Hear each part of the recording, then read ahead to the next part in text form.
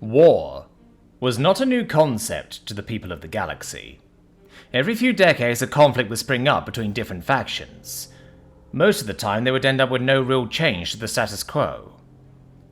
When humanity entered the galactic scene, they were met with resistance.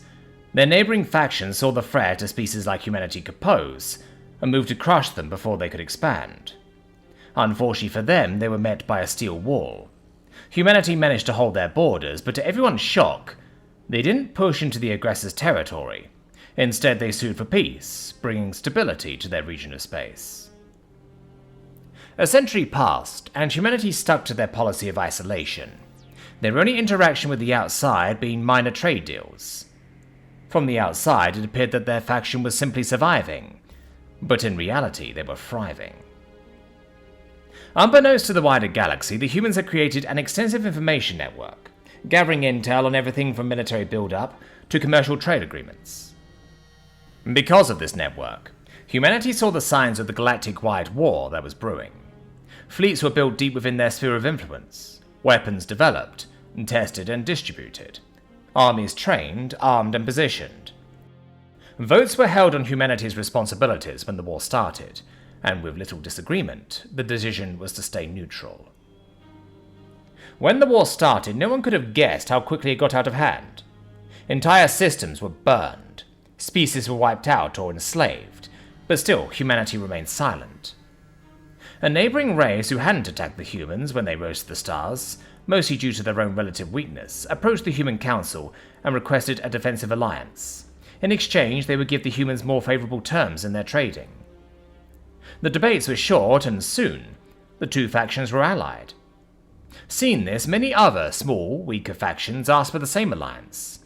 To their surprise, the humans agreed, but they added a new term for the alliance. Humanity would gain possession of a single system in each faction's territory to build a military base. Each system would possess a fleet, an army detachment, and a starbase.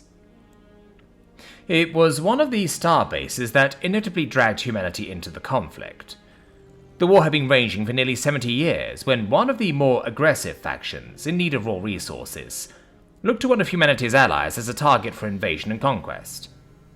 Seeing the only real military force in the region being confined to a single system, not caring that the makeup and configuration of the forces there being completely different from the rest of the forces in the area, they launched a surprise attack. It was early in the artificial day-night cycle for the human forces when the attack began.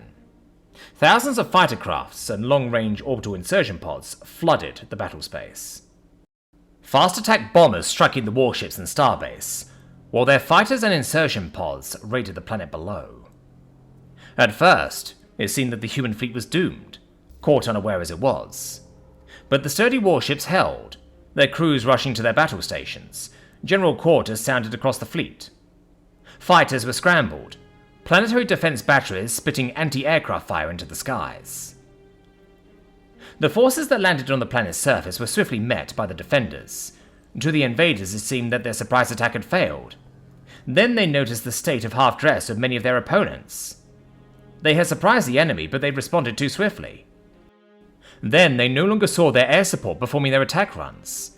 Instead, they began to hear a horrible thunder, followed by a cracking sound that corresponded to enter lines of their forces being torn apart. The invaders' assault on the naval assets similarly turned for the worse. The enemy ships were far sturdier than expected. Their initial attack only led to the destruction of 2 of the capital ships. The rest were undocked and had been brought to full capacity. Their shields didn't even flicker when absorbing the ship-killer torpedoes, and worse, their point defense batteries began systematically dismantling the raider groups.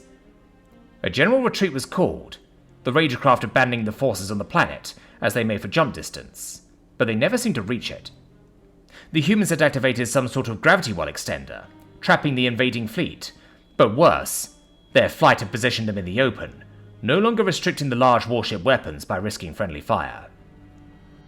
The last thing many pilots saw was the particle discharge of the human ship's main batteries. Chalking it up to a simple failed raid, the invaders still moved on the weaker faction's territory, spreading deeper and raiding softer targets. The invaders' flagship received an impossible signal from their own border. An enemy fleet had punched through their defensive line and was making straight for their home system. Regretfully, the commander ordered his forces to withdraw back to their own territory until this strange threat was defeated. When they arrived at the system, they called their species home of origin. The only thing they found of the enemy was a single probe. After bringing it aboard his command ship, the commander was informed that the probe contained a message. "It was once said to let the sleeping giant lay, but we are no longer just a mere giant, and you just woke the Titan." The commander, enraged, began to order all his forces back to the enemy front, no longer to raid, but to burn every inhabited system they found for this insult. Then, from his view screen, that had been showing his home, he witnessed an explosion. His homeworld cracked, his own core bubbling up to the surface, coating the world in hellish magma, before a second detonation tore the planet apart, fragments smashing into and through his fleet. The rest of the galaxy was shown a recording of this event, every major faction receiving their own probe in their home systems. The same message played across the galaxy. "We're going back to sleep. Don't wake us up."